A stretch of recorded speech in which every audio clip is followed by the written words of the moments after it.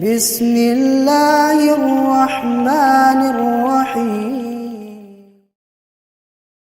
Bismillahirrahmanirrahim. Assalamualaikum warahmatullahi wabarakatuh.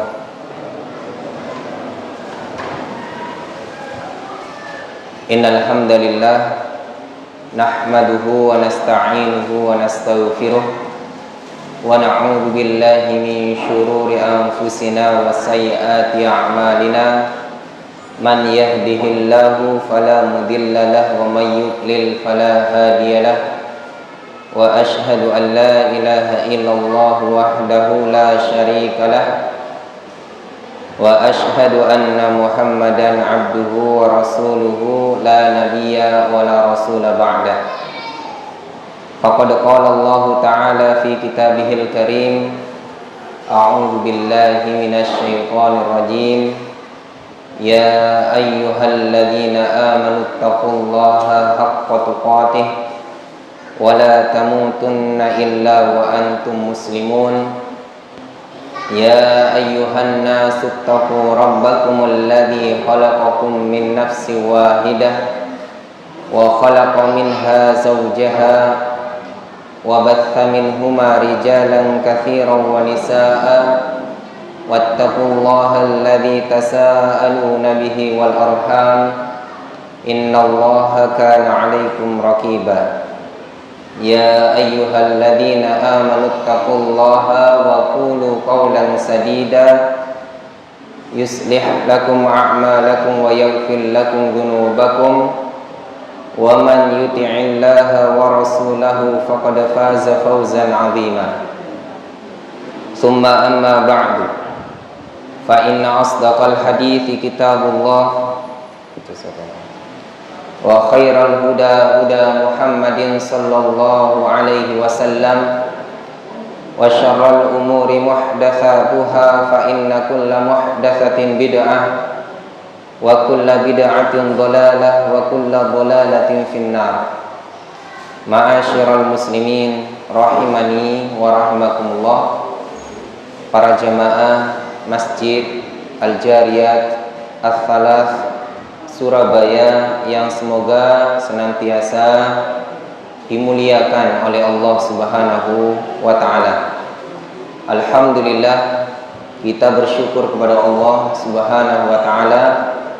Pada malam hari ini kita masih diberikan kesempatan oleh Allah Subhanahu wa taala untuk beribadah kepadanya dengan melaksanakan salat maghrib berjamaah, dilanjutkan dengan thalabul ilmi, menuntut ilmu agama yang merupakan kewajiban bagi setiap kita, muslim laki-laki maupun yang perempuan. Mudah-mudahan hadirnya kita di tempat ini Allah Subhanahu wa taala catat sebagai amal soleh kita, amal pemberat timbangan kita, amal kebaikan kita ketika kita kelak menghadap Allah Subhanahu wa taala. Mudah-mudahan majelis kita malam hari ini dapat menambah ilmu, wawasan, iman dan ketakwaan kita kepada Allah Subhanahu wa taala. Dan juga kita tidak lupa berdoa kepada Allah Subhanahu wa taala. Mudah-mudahan Allah Subhanahu wa taala senantiasa memberikan keistiqomahan, keikhlasan, kesabaran di dalam segala aktivitas ibadah kita.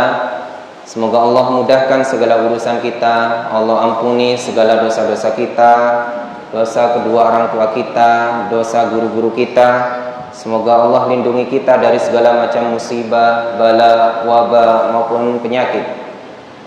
Dan mudah-mudahan Allah wafatkan kita dalam keadaan husnul khatimah. Amin ya rabbal alamin. Ikhwatal iman rahimani wa rahimakumullah. Para jamaah kajian Masjid Al-Jariyat Ats-Tsalath Surabaya yang semoga dimuliakan oleh Allah Subhanahu wa taala. Alhamdulillah, kita akan melanjutkan kembali kajian kita dari kitab Tafsir As-Sa'di bagian Juz Amma, sebuah kitab tafsir yang disusun oleh Syekh Abdurrahman Ibnu Nasir As-Sa'di rahimahullah. Mudah-mudahan Allah lapangkan kubur beliau dan Allah jadikan kitab ini sebagai amal jariyah beliau yang pahalanya senantiasa terus mengalir kepada beliau. Amin ya rabbal alamin. Ikhwatal iman rahimani wa rahimakumullah. Terakhir pembahasan kita pada pertemuan sebelumnya, kita sampai pada pembahasan tafsir surah Ad-Duha. Surah Ad-Duha. Dan kemarin belum kita selesaikan. Insyaallah terakhir kemarin kita sampai pada pembahasan ayat yang kelima. Barakallahu fikum. Sekedar murojaah ya, sekedar murojaah ayat 1 sampai dengan 5. Nanti kita akan lanjutkan pada ayat yang ke-6 sampai dengan yang terakhir. Allah Subhanahu wa taala bersumpah ya pada ayat yang pertama dengan Ad-Duha, ketika memancar cahaya Ad-Duha tersebut. Dan Allah bersumpah dengan Al-Lail, yaitu malam, apabila malam itu telah sunyi, apabila malam itu telah gelap gulita. Allah Subhanahu wa taala bersumpah dengan itu semua atas atau karena perhatian Allah Subhanahu wa taala terhadap Rasulnya sallallahu alaihi wasallam. Faqal, Allah berfirman, ma wadda'aka rabbuka. Tuhanmu Allah Subhanahu wa taala tidak akan pernah meninggalkanmu. Maksudnya Allah Subhanahu wa taala tidak akan pernah meninggalkanmu semenjak Allah Subhanahu wa taala memperhatikanmu. Allah Subhanahu wa taala tidak pernah menyia-nyiakanmu, tidak pernah melupakanmu wahai Muhammad, semenjak Allah Subhanahu wa taala mendidikmu, membimbingmu. Bahkan Allah Subhanahu wa taala senantiasa membimbing Nabi Muhammad sallallahu alaihi wasallam dengan sebaik-baik bimbingan.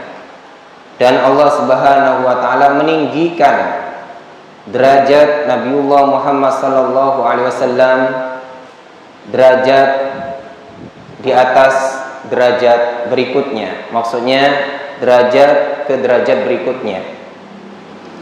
Wa ma qalaqallahu, dan Allah Subhanahu wa taala tidak akan pernah benci terhadapmu wahai Muhammad. Maksudnya adalah Allah Subhanahu wa taala tidak akan pernah membencimu wahai Muhammad semenjak Allah Subhanahu wa taala mencintaimu. Dan penafian terhadap ad-diddi dalilun ala thubuti diddihi. Penafian terhadap kebalikannya adalah dalil atas tetapnya kebalikannya. Allah tidak membenci, Allah tidak meninggalkan Nabi Muhammad sallallahu alaihi wasallam. Maka ini menunjukkan kebalikannya, menunjukkan bahwasanya Allah Subhanahu wa taala senantiasa ya membersamai, membimbing, mendidik Nabi Muhammad sallallahu alaihi wasallam, senantiasa menjaga Nabi Muhammad sallallahu alaihi wasallam. Dan itu adalah pada waktu al-madiyah, saat lampau, di waktu yang lampau, wal hadirah, dan di waktu yang akan datang, senantiasa dalam penjagaan Allah Subhanahu wa taala. Dan senantiasa kecintaan Allah Subhanahu wa taala terhadap Nabi Muhammad sallallahu alaihi wasallam dan senantiasa ditingkatkan derajatnya Nabi Muhammad sallallahu alaihi wasallam dan senantiasa diperhatikan oleh Allah Subhanahu wa taala. Adapun keadaan beliau sallallahu alaihi wasallam di masa yang akan datang, al-mustaqbala, walal akhiratu khairul laka minal ula, sesungguhnya al-akhirah itu lebih baik daripada wahai Muhammad daripada al-ula, permulaan, yaitu dunia. Semua yang menjadi keadaan Nabi Muhammad SAW di masa yang akan datang itu lebih baik dan lebih afdal bagi Nabi Muhammad SAW dibandingkan sebelumnya. Senantiasa Nabi Muhammad SAW ditinggikan derajatnya, ditolong agamanya, ditolong beliau SAW untuk mengalahkan musuhnya, memperbaiki keadaannya sampai beliau SAW wafat. Dan beliau SAW telah mencapai suatu keadaan yang belum pernah dicapai oleh orang-orang yang terdahulu maupun yang akan datang. Dan beliau SAW telah mendapatkan anugerah yang besar, kenikmatan-kenikmatan dan juga kebahagiaan hati. Itulah ikhwatal iman rahimani wa rahimakumullah yang kita bahas pada pertemuan sebelumnya. Kemudian summa ba'da hadza la tas'al an halihi fil akhirah. Kemudian setelah itu maka jangan tanyakan tentang keadaan beliau sallallahu alaihi wasallam ketika berada di akhirat, yaitu di akhirat. Min tafasilil ikram, dari berbagai macam kemuliaan, wa anwa'il in'am, dan berbagai macam kenikmatan yang diberikan kepada beliau sallallahu alaihi wasallam. Walihadza qala wala saufa yu'tika rabbuka fatarda. Oleh karena itu Allah Subhanahu wa taala berfirman, wala saufa yu'tika rabbuka fatarda. Kelak Allah Subhanahu wa taala, yaitu Tuhanmu, akan memberikan terhadapmu, akan mengaruniakan terhadapmu wahai Muhammad sampai hatimu menjadi puas. Wa hadza amrun la yumkinu at-ta'bira anhu illa bihadhihi al-ibaratil jami'ati syamilah. Dan ini adalah satu perkara yang tidak bisa diungkapkan kecuali dengan ungkapan yang sangat sempurna dan mencakup ini. Jadi ungkapan wala saufa yu'tika rabbuka fatarda itu adalah ungkapan yang sangat sempurna dan sangat mencakup, berupa apa? Kenikmatan-kenikmatan yang besar dan ya banyak. Oleh karena itu Allah berfirman wala saufa yu'tika rabbuka fatarda. Kelak Allah Subhanahu wa taala akan memberikan kepada engkau wahai Muhammad sampai kamu menjadi puas. Ya.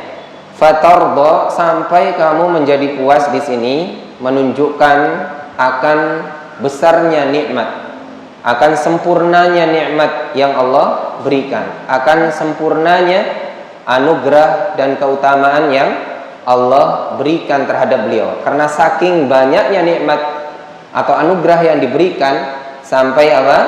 Allah Subhanahu wa taala mengungkapkan dengan apa? Fatarda wala saufa yu'tika rabbuka fatarda. Allah berikan, tidak disebutkan apa pemberiannya, namun diakhiri dengan fatarda, pasti kamu menjadi puas. Ini menunjukkan apa? Menunjukkan saking besarnya nikmat tersebut. Itu ya, terakhir pembahasan kemarin. Baik, tafadhol untuk yang biasa membaca, dibaca tafsir ayat yang ke-6 sampai dengan yang ke-8.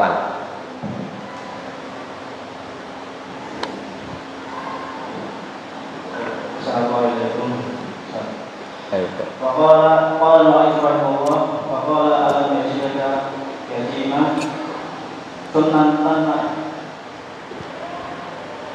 امتن عليه بما يعلمه من أحواله الخاصة فقال ألم يجدك يتيما فآوى أي وجدك لا أم لك ولا أب لا أم لك ولا أب بل قد مات أبوه وأمه وهو لا يدبر نفسه فآواه الله وكفله جده عبد المطلب ثم لما مات جده كفله الله عمه أبا طالب حتى أيده بنصره وبالمؤمنين ووجدك ضالا محمدا أي وجدك لا تدري ما الكتاب ولا الإيمان وعلمك ما لم تكن تعلم ووفقك بأحسن الأعمال والأخلاق ووجدك عائلا أي فقيرا فأغنى بما فتح الله عليك من البلدان التي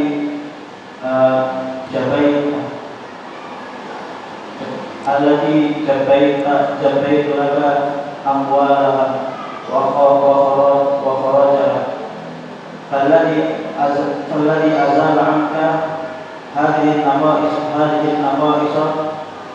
سيزيل عنك كل نقص والذي أوصلك إلى الغنى وآواك ونصرك وهداك قابل نعمته بالشكران. Baik, barakallahu fikum. Ayat yang ke-6 sampai dengan ayat yang ke-8. Summam tanna alaihi bima ya'lamuhu min ahwalihil khassah. Summa kemudian imtanna Allah mengaruniakan alaihi terhadap beliau sallallahu alaihi wasallam bima ya'lamuhu dengan karunia yang beliau sallallahu alaihi wasallam sendiri mengetahuinya tentang nikmat atau karunia tersebut. Apa karunia tersebut? Min ahwalihil khassah, dari keadaan-keadaan beliau secara khusus. Faqala alam yajidka yatiman fa'awa. Allah berfirman, alam yajidka yatiman fa'awa. Bukankah dia mendapatimu Muhammad, ya, dia mendapatimu wahai Muhammad yatiman, dalam keadaan yatim, dalam keadaan seorang yang yatim. Fa'awa, lalu dia Allah Subhanahu wa taala melindungimu. Ini adalah keadaan Nabi Muhammad sallallahu alaihi wasallam yang beliau sallallahu alaihi wasallam sendiri tahu tentang keadaan beliau. Beliau sallallahu alaihi wasallam merasakan sendiri. Beliau sallallahu alaihi wasallam pernah yatim dan dilindungi, dijaga oleh Allah Subhanahu wa taala. Ai wajadaka la umma laka wala aba. Allah mendapatimu tanpa ibu dan tanpa ayah. Engkau wahai Muhammad seorang yang yatim. Nabi Muhammad sallallahu alaihi wasallam ditinggal wafat oleh ayahnya saat beliau sallallahu alaihi wasallam masih di dalam kandungan ibunya, yaitu Aminah. Dan beliau sallallahu alaihi wasallam ditinggal oleh ayahnya saat beliau sallallahu alaihi wasallam berumur 6 tahun. Sehingga beliau sallallahu alaihi wasallam berumur 6 tahun sudah tidak memiliki ayah dan bunda. Beliau sallallahu alaihi wasallam umur 6 tahun sudah yatim piatu. Qad mata abuhu wa ummuhu wa huwa la yudabbiru nafsahu. Sungguh telah wafat ayahanda beliau, yaitu Abdullah, wa ummuhu, dan ibunya yaitu Siti Aminah, wa huwa la yudabbiru nafsahu. Sedangkan beliau sallallahu alaihi wasallam dalam keadaan masih belum bisa merawat dirinya sendiri. Bagaimana bisa umur 6 tahun seorang anak berumur 6 tahun merawat dirinya? Tentu ini adalah suatu yang mustahil. Wa huwa la yudabbiru nafsahu. Beliau sallallahu alaihi wasallam sendiri tidak bisa merawat dirinya. Fa'awahullahu, lalu Allah Subhanahu wa taala melindungi beliau. Allah Subhanahu wa taala menjaga beliau. Saat beliau sallallahu alaihi wasallam menjadi yatim piatu, Allah Subhanahu wa taala melindungi dan menjaga beliau sallallahu alaihi wasallam. Dengan apa? Wa kaffalahu jaddahu Abdul Muttalib. Allah Subhanahu wa taala melimpahkan pengasuhan beliau itu kepada kakeknya beliau yang bernama Abdul Muttalib. Yang mana sebelumnya beliau sallallahu alaihi wasallam dirawat, diasuh oleh ibunya. Beliau sallallahu alaihi wasallam pernah juga diasuh oleh yaitu Halimah, ya, Halimah As-Sa'diyah di sebuah perkampungan Bani Sa'ad untuk menjaga bahasa Arabnya beliau, makanan beliau, kesehatan beliau, dan lalu dikembalikan lagi kepada ibunda beliau sampai ibunda beliau sallallahu alaihi wasallam ya wafat, dan wafatnya ini ketika beliau sallallahu alaihi wasallam bersama ibunda beliau sallallahu alaihi wasallam Siti Aminah berziarah ke makam ayahanda beliau sallallahu alaihi wasallam. Sepulang dari ziarah tersebut di sebuah desa yang bernama Abwa, ya, ibunda beliau sallallahu alaihi wasallam sakit dan wafat, sehingga beliau, ya, dan juga Ummu Aiman dan beberapa orang yang menyertai itu ikut menguburkan, ya, jenazah ibunda beliau sallallahu alaihi wasallam di desa yang bernama Abwa. Sehingga ketika umur 6 tahun beliau sallallahu alaihi wasallam sudah menjadi yatim piatu.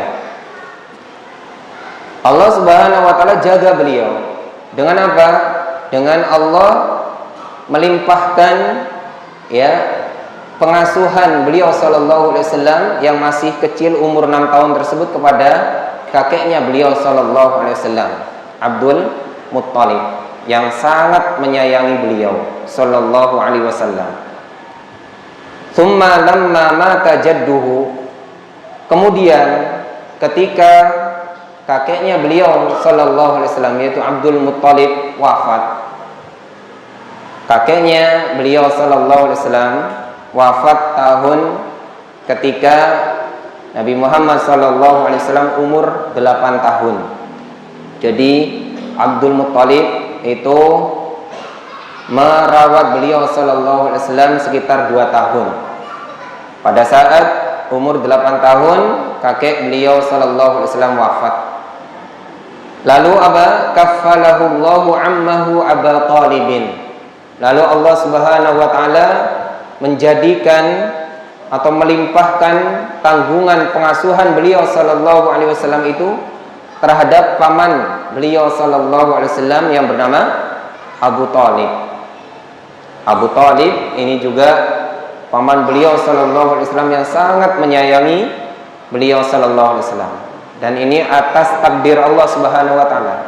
Allah yang kaffalahu, yang melimpahkan pengasuhan tersebut, ditakdirkan diasuh oleh Abdul Muttalib, kemudian ditakdirkan diasuh oleh Abu Talib, hatta ayyadahu Allahu binasrihi wa bil mu'minin, sampai Allah Subhanahu wa taala memberikan kemenangan terhadap beliau dan terhadap orang-orang yang beriman, kaum mukminin.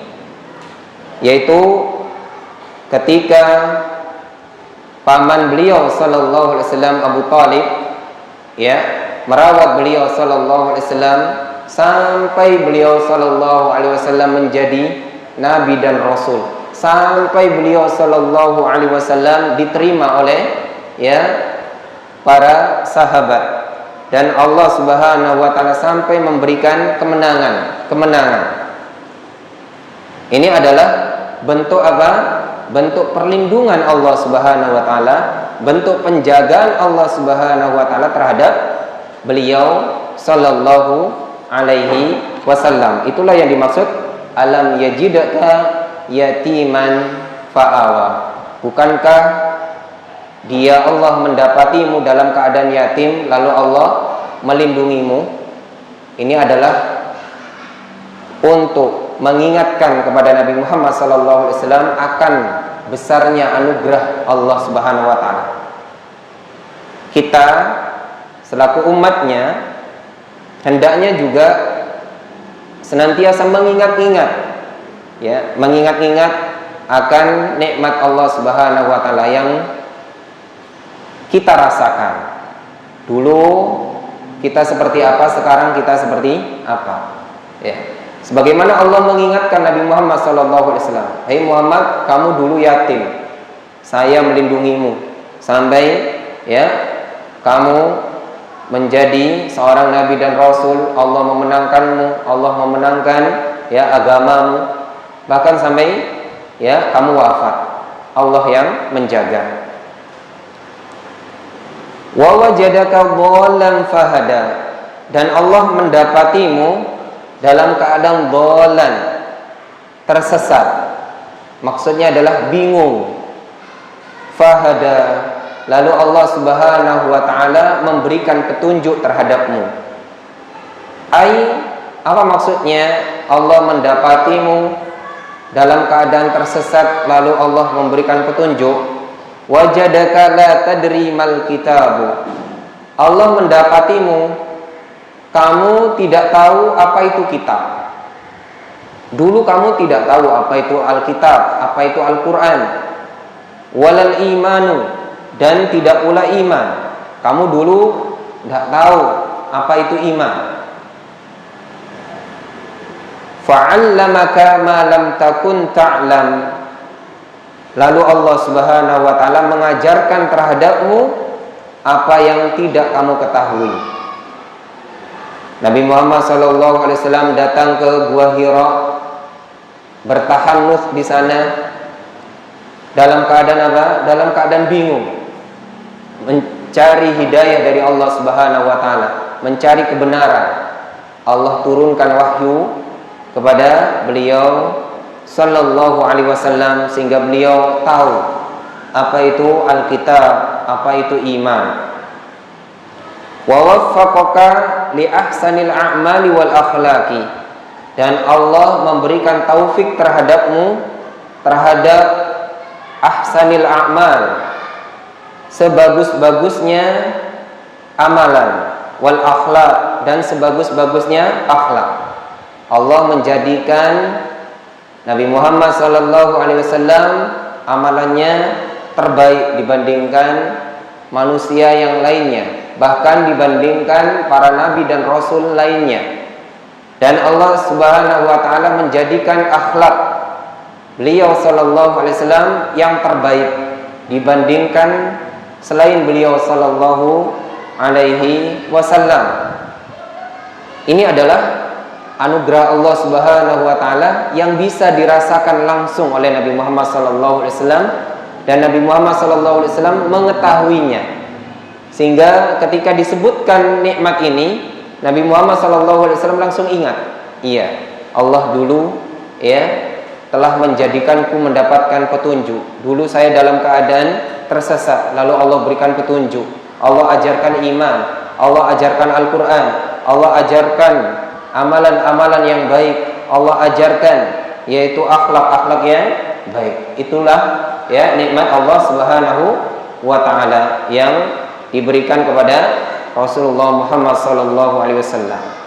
Wa wajadaka ailan, dan Allah Subhanahu wa taala mendapatimu ailan dalam keadaan kekurangan.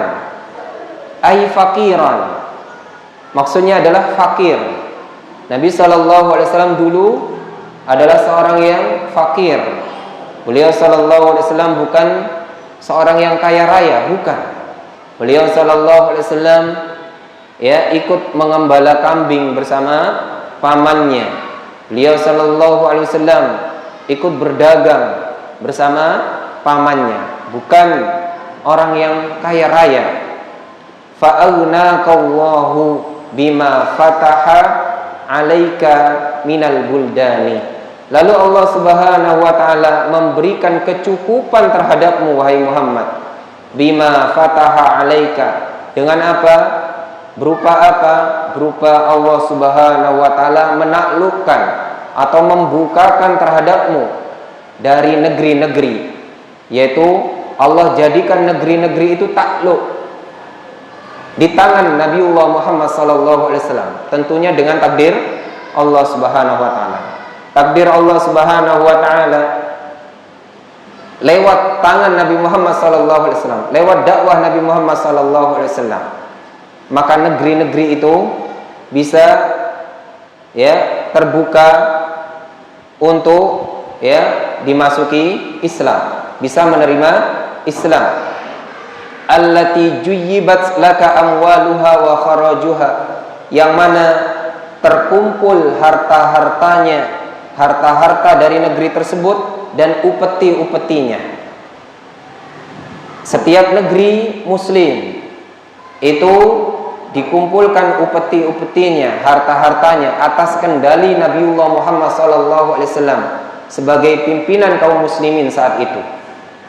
Ini menunjukkan Allah Subhanahu wa taala memberikan kecukupan terhadap Nabiullah Muhammad SAW. Falladzi azala anka hadhihi naqaisa, maka dialah Allah Subhanahu wa taala zat yang telah menghilangkan darimu kekurangan-kekurangan ini. Kekurangan-kekurangan berupa apa tadi? Yaitu berupa kefakiran, berupa kesesatan, berupa apa tadi? Juga yatim. Allah Subhanahu wa taala yang menghilangkan ya kekurangan-kekurangan tersebut. Sayuzilu anka kulla naqsin. Maka Allah Subhanahu wa taala akan juga menghilangkan darimu wahai Muhammad kulla naqsin, segala macam kekurangan. Walladzi awsalaka ilal ghina, dialah Allah yang telah mengantarkanmu terhadap kecukupan. Allah Subhanahu wa taala yang telah mengantarkan kepada kecukupan. Wa awaka, Allah Subhanahu wa taala yang telah melindungimu. Wa nasaraka, menolongmu. Wa hadaka, memberikan petunjuk terhadapmu. Qabil ni'matahu bisyukrani, maka hendaklah apa? Balaslah olehmu ya nikmatnya Allah Subhanahu wa taala itu bisyukrani, dengan rasa syukur. Ya. Ini adalah perintah Allah Subhanahu wa taala ya kepada Nabi Muhammad sallallahu alaihi wasallam untuk bersyukur atas ya nikmat-nikmat yang diberikan kepada beliau sallallahu alaihi wasallam. Selanjutnya. Assalamualaikum. Walihada qala fa'amal yatima fala taqhar ay la tusiq wa la tusiqu Muhammad al-Yatimi wa la yadqu sadruka alayhi wa la tanharhu bal akthirhu wa a'ti ma tayassara wasma' bi mithlihi kama tuhibbu an yasna'a bi walidika min ba'dika min ba'dika wa anna as-sa'ila fala tanhar ay la yasru minka ila as-sa'ili kalaman yaqtadi qadruhu an matlubihi binahyi wa syarasi khalqin bal a'tihi ma yasru minka awrat bima'rufi wa ihsanin. وهذا يدخل فيه سائر المال وسائر العلم ولهذا كان المعلم مأمورا بحسن الخلق بحسن الخلق مع المتعلم ومباشرته بالإكرام والتحنن عليه فإن في ذلك معونة له على مقصده وإكراما لمن كان يسعى في Baik, cukup sampai di situ. Barakallahu fikum. Ayat yang ke-9. sampai dengan yang ke-11 insyaallah. Walihada, karena itu qala, Allah berfirman, fa ammal yatima fala taqhar, maka adapun terhadap anak yatim fala taqhar, jangan kamu berbuat sewenang-wenang. Ai la tusi muamalatal yatim, maksudnya jangan berlaku buruk di dalam bermuamalah, ya, di dalam bermuamalah dengan anak yatim. Wala yadik sadruka alaihi, dan jangan hatimu atau dadamu itu merasa dongkol, merasa ya jengkel terhadap anak yatim. Kita tidak boleh merasa dongkol hati kita terhadap anak yatim. Wala tanharhu, dan jangan hardi anak yatim tersebut. Bal akrimhu, bahkan yang benar apa? Akrimhu, muliakan anak yatim tersebut. Wa'atihi ma tayassara, berikan dia anak yatim itu ma tayassara, apa yang mudah bagimu, yang mudah kamu berikan. Kita punya ya harta yang mudah kita berikan, kita berikan. Wasna' bihi kama tuhibbu an tusna'a biwaladika min ba'dika, dan buatkanlah untuknya, yaitu untuk anak yatim itu, apa saja yang kamu suka atau cinta, hal tersebut dibuatkan untuk anakmu sendiri. Jika kita senang terhadap anak kita sesuatu, maka berikan sesuatu tersebut terhadap anak yatim. Sama di dalam memperlakukan anak yatim itu seperti kita memperlakukan anak kita. Wa ammas sa'ila fala tanhar, dan adapun terhadap orang yang minta-minta, jangan kamu ya hardi dia. Ai la yasduru minka kalamun ila sa'ili yaqtadi raddahu an matlubihi, jangan sampai keluar ya dari dirimu kalamun, ucapan, ila sa'il, terhadap orang yang minta-minta tadi, yaqtadi raddahu an matlubihi, yang bermakna penolakan terhadap apa yang dia minta. Jangan sampai keluar kata-kata yang bisa menyebabkan ya hardikan terhadapnya, dengan kita menolak secara apa? Terang-terangan. Binahrin wa syarashati khuluqin, dengan hardikan dan akhlak yang buruk. Bisa mengejek, bisa dengan perbuatan. Bal a'tihi ma tayassara indaka, bahkan berikan terhadap orang yang minta-minta tersebut ya apa yang mudah bagimu, yang mudah kita berikan terhadapnya.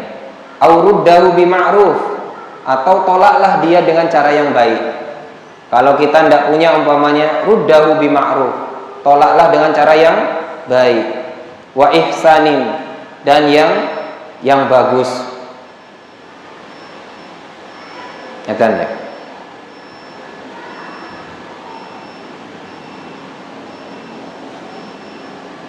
Adzan.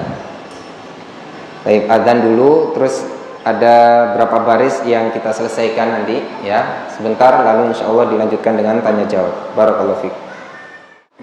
Baik, barakallahu fikum. Kita lanjutkan sebentar.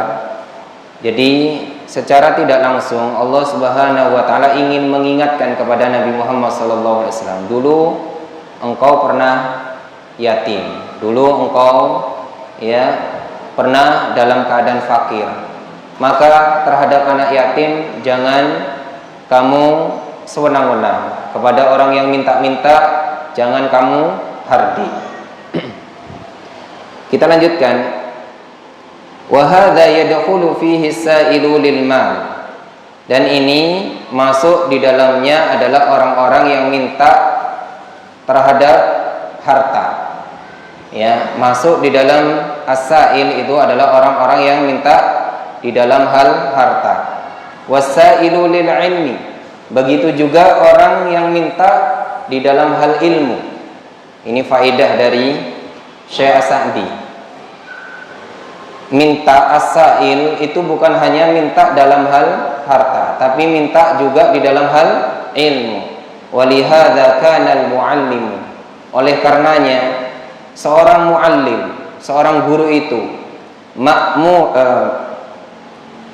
ma'muran, diperintahkan bihusnil khuluqi, untuk memperbagus akhlaknya, ma'al muta'allimi, terhadap orang yang belajar atau muridnya, wa mubasyaratuhu bil ikrami wa tahannuni alaihi, dan berdialog atau bermuamalah dengannya, dengan murid tersebut dengan ikram, dengan mulia, wa tahannun, dan lemah lembut terhadap murid tersebut. Fa inna fi dzalika ma'unatan lahu ma'a ala maqsidihi. Sesungguhnya hal tersebut, yaitu akhlak yang mulia tersebut, dapat menolong terhadap tujuan atau maksud.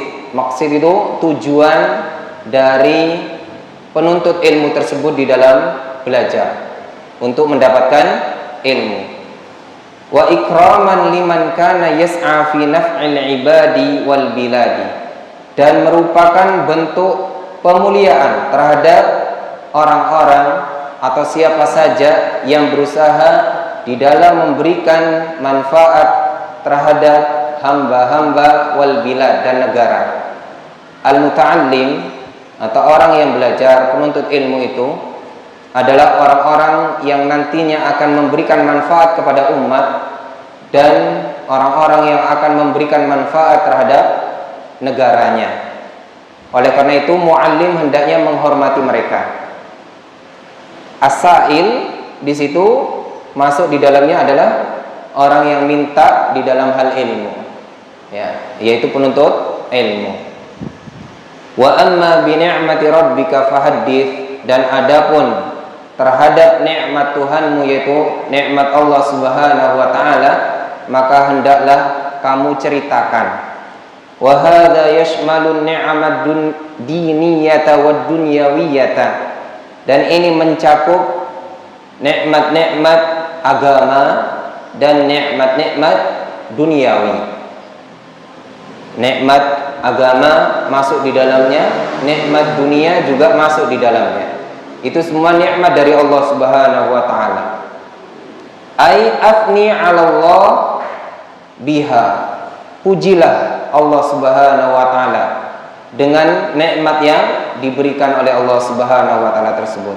Wa khussaha bidzikri in kana hunaka maslahatan, dan khususkan di dalam penyebutannya jika di dalamnya itu ada kemaslahatan. Tidak apa-apa disebutkan secara khusus. Saya mendapatkan nikmat ini, saya mendapatkan nikmat ini, saya mendapatkan nikmat A, saya mendapatkan nikmat B, disebutkan secara khusus jika di sana ada kemaslahatan. Ingat, tujuannya bukan pamer, bukan sombong-sombongan, tapi apa? Untuk mengabarkan, menceritakan kepada orang lain, ini loh nikmat Allah Subhanahu wa taala yang diberikan kepada saya. Ya. Wa illa, dan jika tidak didapati kemaslahatan, jika disebutkan secara khusus, fahaddits bi ni'amillahi 'alal itlaq, maka ceritakan nikmat Allah itu secara mutlak, secara umum. Saya mendapatkan nikmat apa secara umum saja, tidak usah disebutkan secara khusus. Fa innat tahaddutsa bi ni'matillahi, maka sesungguhnya tahadduts bin ni'mah atau menceritakan nikmat Allah, da'in li syukriha, dapat mendorong untuk dapat mensyukuri nikmat Allah tersebut. Ya, untuk mensyukuri.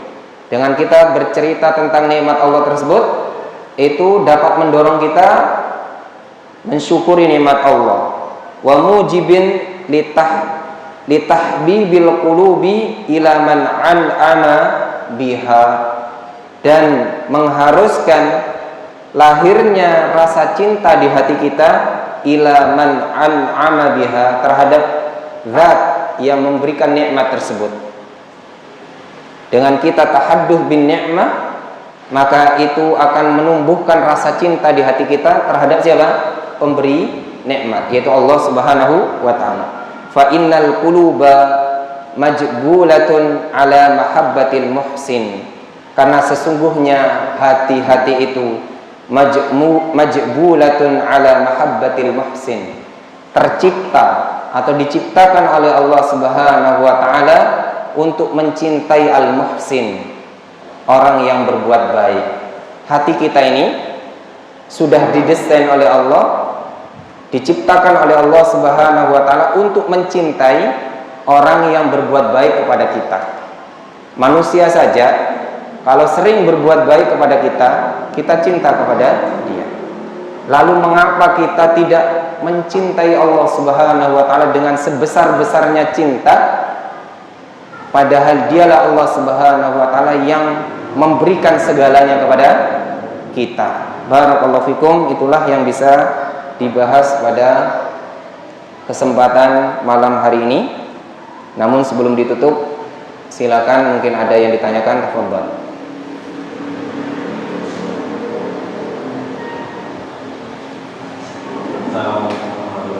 Waalaikumsalam. Ini ada bentuk pertanyaan Ustaz. Yang pertama itu bagaimana hukumnya? Tadi Ustaz kan menjelaskan tentang orang yang meminta-minta. Bagaimana hukumnya kalau kita kedatangan orang yang meminta-minta, tapi kita tahu kalau itu untuk hal yang bukan untuk hal yang benar. Nanti maaf Ustaz ya, untuk pembangunan masjid yang sebelah karena atau untuk acara apa gitu, apakah kita bisa menolak? Terus yang kedua tentang syiar mendapatkan kenikmatan, berarti diperbolehkan apa kalau kita mendapatkan kenikmatan, contohnya kita naik haji, kita mengundang untuk tasyakuran, atau anak kita telah lulus kuliah atau setelah wisuda kita mengundang untuk tasyakuran, berarti diperbolehkan semacam itu Pak Ustaz. Apakah nantinya bisa menimbulkan riya dalam diri kita? Assalamualaikum. Waalaikumsalam warahmatullahi wabarakatuh. Barakallahu fikum. Pertanyaannya dua. Yang pertama, kita diperintahkan untuk memberi terhadap orang yang membutuhkan atau apa saja yang itu sifatnya kebaikan. Bagaimana hukumnya atau bagaimana jika kita memberi ke masjid sebelah? Tadi kayaknya seperti itu tadi bahasanya ya. Kalau masjid sebelah tidak masalah, seandainya masjidnya ada dua gitu ya. Masjid di sini ada masjid di sebelahnya lagi ya. Jadi kalau memang yang dimaksud masjid sebelah itu masjidnya di sebelah utaranya, sebelah timurnya gitu. Umpamanya sebelah timur kita ada Ar-Rahmah di sana ya. Sebelah barat kita ada Setai Ali gitu ya. Sebelah utara kita ada Masjid Imam Syafi'i di Bangkalan sana. Jadi jika yang dimaksud dengan itu ya tidak ada masalah. Tapi mungkin yang dimaksud masjid sebelah itu adalah masjid yang bercampur di dalamnya itu bukan hanya peribadatan kepada Allah Subhanahu wa taala. Masjid itu tidak ada salahnya masjid. Jadi masjid itu tidak ada hukumnya. Masjid itu digunakan untuk menyembah Allah, sholat, i'tikaf, berzikir, membaca Al-Quran, itu masjid. Maka kita bantu itu, Namun, yang menjadi masalah itu isinya, isinya. Ketika isinya itu sudah dicampuri dengan perkara-perkara mungkar, perkara-perkara mungkar, perkara-perkara bid'ah, perkara-perkara maksiat, maka ini harus dibersihkan, bukan masjidnya yang dibongkar ya. Yang dibersihkan ini kemungkarannya ini ya. Jadi tidak ada salahnya masjid. Sekali lagi tidak ada salahnya masjid. Bahkan dulu Ka'bah itu pernah sempat ya ditaruh dikelilingi berhala-berhala. Bukan Ka'bahnya yang salah, tapi orang-orang yang meletakkan berhala di situ. Ya. Jadi masjid ada salahnya. Ya. Baik, barakallahu fikum. Ya. Kalau memang ingin memberikan, ya niatkan saya memberikan untuk masjid ini agar ditempati sholat, ya, agar ditempati membaca Al-Quran. Kalau ditempati yang lainnya, maka ya salahnya yang yang mengadakan kegiatan yang mungkar tadi. Maka insya Allah kita tidak salah di hadapan Allah Subhanahu Wa Taala. Kalau kita disuruh milih, ya pilihlah ya masjid yang jelas-jelas di situ ya terjaga dari hal-hal mungkar tadi. Ya, banyak kok. Ya, kalau kita kebanyakan harta atau kelebihan harta, tidak usah bingung-bingung. Ya, kalau jenengan minta datanya, nanti saya insya Allah bantu share masjid-masjid sunnah yang membutuhkan dana untuk pembangunan masjid. Ya, jadi tidak kurang-kurang ya masjidnya, saking banyaknya. Itu yang pertama. Terus yang kedua berkenaan dengan tahadduts bin ni'mah. Bagaimana tahadduts bin ni'mah? Tadi disebutkan contohnya ketika haji ya, sepulang haji mengadakan syukuran, atau putranya lulus kuliah mengadakan tasyakuran. Apakah ini tidak menghadirkan sikap atau sifat riya? Barakallahu fikum. Ingat ya, syukur itu ibadah ya. Syukur itu apa? Ibadah. Syukur itu ibadah. Bersyukur itu dengan hati, dengan lisan dan perbuatan. Dengan hati kita yakini itu nikmat dari Allah, dengan lisan kita mengucapkan alhamdulillah, dengan perbuatan kita melakukan ibadah. Ibadah yang juga menjadi bagian dari syukur tersebut adalah kita berbagi ya, sedekah ya. Adapun contoh ya, contoh secara khusus itu bukanlah sunnah ya, bukanlah termasuk sunnah. Pulang haji mengadakan tasyakuran ini tidak ada sunnahnya ya, tidak ada tidak ada contohnya ya, tidak ada ritual khusus yang dicontohkan oleh Rasulullah SAW atau sahabat pulang dari haji pasti tasyakuran, tidak ada. Ini menunjukkan akan mudahnya agama kita. Jadi satu yang tidak disyariatkan, tidak diharuskan. Namun pertanyaannya boleh tidak? Kalau ditanya boleh, ya boleh-boleh saja. Tapi bukan dijadikan syariat, bukan dijadikan rutinitas atau keharusan. Umpamanya kita pulang dari haji, kita ingin berbagi, ya apapun istilahnya, mau diistilahkan tasyakuran, mau diistilahkan apa, syukuran, atau mau diistilahkan apa, makan-makan atau kumpul-kumpul, itu kan nama itu. Karena nanti buat undangannya kan bingung itu. Jenengan pulang haji, niat jenengan kan intinya kumpul-kumpul, makan-makan. Kalau ditulis di acara makan-makan, ini kan tidak paham orang. Orang-orang itu sekarang itu sudah sudah ma'ruf dengan istilah apa? Tasyakuran gitu ya. Jadi gitu itu maksud tasyakuran maksudnya begitu. Jadi kalau saya tidak mempermasalahkan istilahnya, tapi yang dilihat itu adalah isinya nanti apa. Kalau sekedar kumpul, makan-makan, berbagi, ya silakan ya. Atau bisa jadi tidak harus kumpul di rumah kita. Kita oleh-oleh dari sana itu dibagi-bagikan. Jadi tidak perlu kumpul-kumpul, kita bagi-bagikan. atau mau dikumpulkan di rumah kita, atau mau dibagikan saat kajian, silahkan. Itu kan motivasinya adalah ibadah berupa apa? Berbagi atau sedekah, ya, sedekah. Menunjukkan rasa syukur kita kepada Allah Subhanahu wa taala, berbagi kebahagiaan, ya.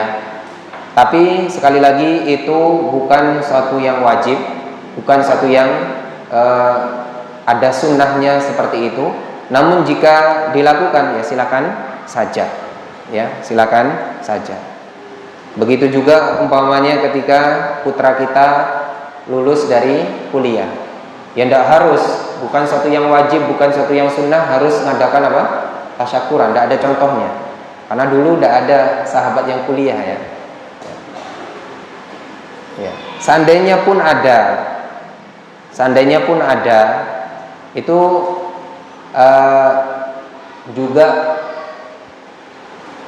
umpamanya para ahlus sufa itu kan meskipun tidak kuliah tapi ilmunya ngalahi anak kuliahan sekarang, ya. Abu Hurairah dan para sahabat yang tinggal di Masjid Nabawi di pojok belakang, ya, kanan, itu tinggalnya sehari-hari di masjid, ya belajar itu, yang tidak ada semesteran itu, ya. Dan tidak ada lulus, ya, tidak ada istilah lulus, ya, belajarnya setiap hari, ya. Kalau ditanya apakah mereka pernah mengadakan syukuran, ya, itu pertanyaannya. Jangankan syukuran, mereka itu setiap harinya yang dimakan tidak ada, ya. Sudah pernah saya bahas baik di majalah maupun khutbah, ya, tentang kisah Abu Hurairah radhiyallahu ta'ala. Pernah kelaparan, pernah apa? Di masjid itu meronta-ronta dikira kesurupan, diruqyah. Ya tidak sembuh, orang kelaparan. Itu boro-boro apa? Tasyakuran, ya. Rasulullah SAW yang sering itu memberi susu, ya, memberikan makanan. Tapi kalau ditanya umpamanya kita punya putra lulus kuliah, kita ya buat makanan lalu dibagi-bagikan, boleh enggak? Ya boleh, ya. Boleh, silakan, ya. Mau dibuat di konsep kajian boleh, mau hadir, ya, orang-orang nyampe rumah langsung dibagikan makanannya juga boleh, gitu, ya. Atau langsung dibagikan ke rumah-rumah juga boleh, itu silahkan saja. Itu satu yang luas, ya, bukan menjadi syariat khusus, ya. Motivasinya apa? Ya tadi, berbagi kenikmatan, tahadduh bin ni'mah. Barakallahu fiik. Yang lainnya? Cukup, ya. Yang di atas mungkin.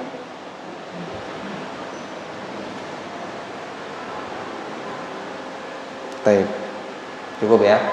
Baik, kalau tidak ada pertanyaan, mudah-mudahan bermanfaat untuk saya pribadi dan untuk panjenengan semua, untuk kita semua. Mudah-mudahan bermanfaat, mudah-mudahan menambah ilmu kita, wawasan kita, menambah iman dan ketakwaan kita kepada Allah Subhanahu wa taala.